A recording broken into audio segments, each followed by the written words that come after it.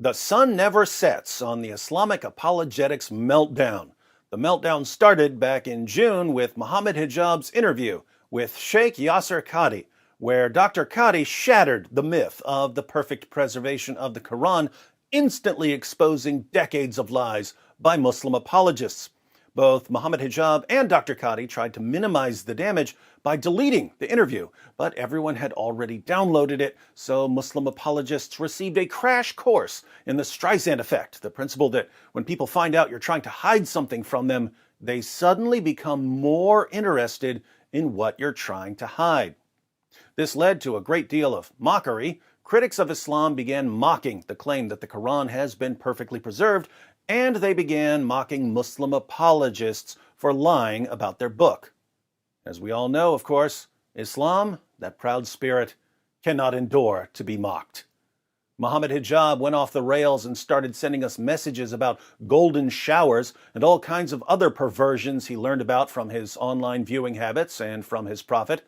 Then he came up with the brilliant idea of posting veiled threats of rape and torture directed towards the wives of critics of Islam. That worked out well.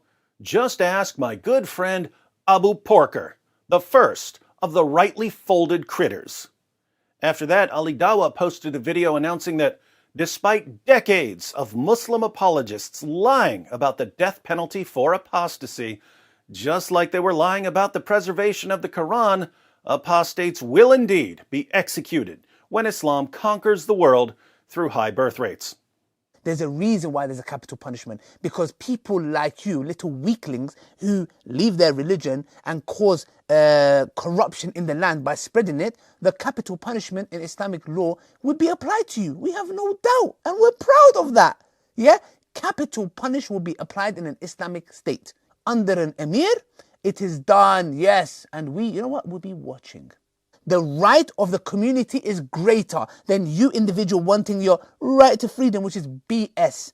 Ali Dawah also posted a prayer request for Allah to curse us with diseases, a prayer which, as I said once before, left me shaking in my custom Quran skin shoes.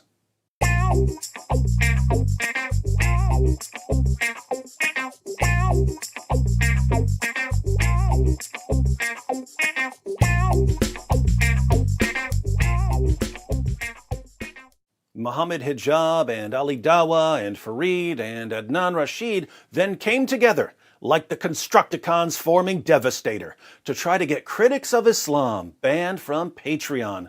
This led to critics of Islam getting much more financial support, and as we all know, mo money, mo projects. The Speaker's Corner Dawah teams then decided that the greatest threat to world peace is a 5-foot-tall woman with some Muhammad cartoons. So they surrounded Hatun Tash and convinced the British government to forcibly remove her from Speaker's Corner, not realizing that by blocking free speech at Speaker's Corner, they just showed the world that mainstream Islam is indeed hell-bent on destroying the foundations of Western civilization. Sharia-phile Ali Dawah summed up the Islamic perspective on free speech when he tweeted, "The concept of freedom of speech is absolute BS." But keep in mind that if you're at all concerned about being forced to obey the commands of an illiterate 7th century caravan robber, you must be a racist, Islamophobic, hate-mongering bigot. Ijaz Ahmad recently entered the fray, hurling racial slurs and threats at his opponents, not to mention doxing them, in an effort to get them brutally murdered. To his credit, Shabir Ali's prize student Ijaz did apologize, although since one of his former friends announced that Ijaz has been plotting this for years, it's difficult to take his apology seriously. Not to be outdone, Islam's greatest apologist and my personal nemesis, a man who was defending Islam when Mohammed Hijab and Ali Dawah were still in diapers, much like Aisha when Muhammad started lusting after her, a man who publicly declared war on me a few months ago, a man whose entire life has been dedicated to imitating his prophet in every way, was arrested for his extraordinary collection of child pornography. Rob Christian posted a video exposing MENJ's obsession with kiddie porn. Once he was released on bail, MENJ responded by declaring, I'm coming for your censored head, you censored Rob Christian, and by posting a picture of himself with a kitchen knife. Not surprisingly, one of MENJ's obsessions is arguing that Rebecca in the Bible was 3 years old when she married Isaac. Rebecca was a shepherdess when she was married, so she clearly wasn't 3 years old. Why is MENJ obsessed with the claim that a 3-year-old girl is ready for marriage? Well, it all makes sense now that we know what police found on his computer. MENJ's most recent post about me was a response to me chewing up the Quran and spitting it out. MENJ replied that psychopath chews on paper because he's a goat. Well, I wouldn't be the first goat to chew on the Quran, would I, MENJ? Apart from that, I do have to correct you. I'm not a goat. I'm the goat, and you should write it like this next time. Much like Aisha when your prophet climbed on top of her, you're missing a few periods. So, in the past few months, the Muslim apologists who've spent years lying about the preservation of their book, lying about the Islamic view of our rights, lying about the penalty for apostasy, and lying about the Islamic view of women, suddenly began admitting that the Quran has been corrupted, that apostates will be executed, and that Islam aims to destroy Western civilization.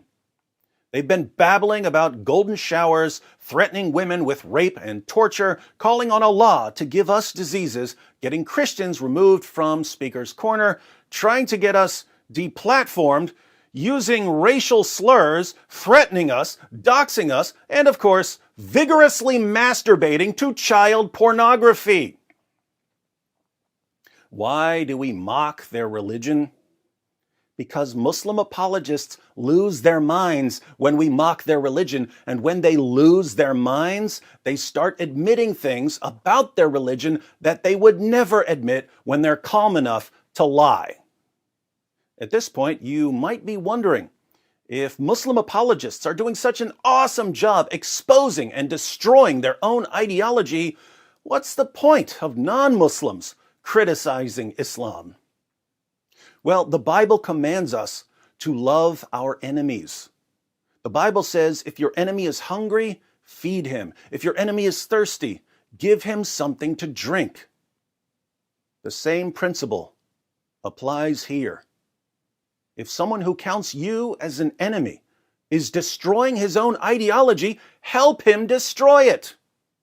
So I say to Sheikh Yasir Qadhi and Mohammed Hijab and Ali Dawah and Farid and Adnan and Ijaz and MENJ, I'm here for you guys. Take my hand and let's expose history's most obvious false prophet together. Helping you is the least I can do, since you're basically signing my paychecks.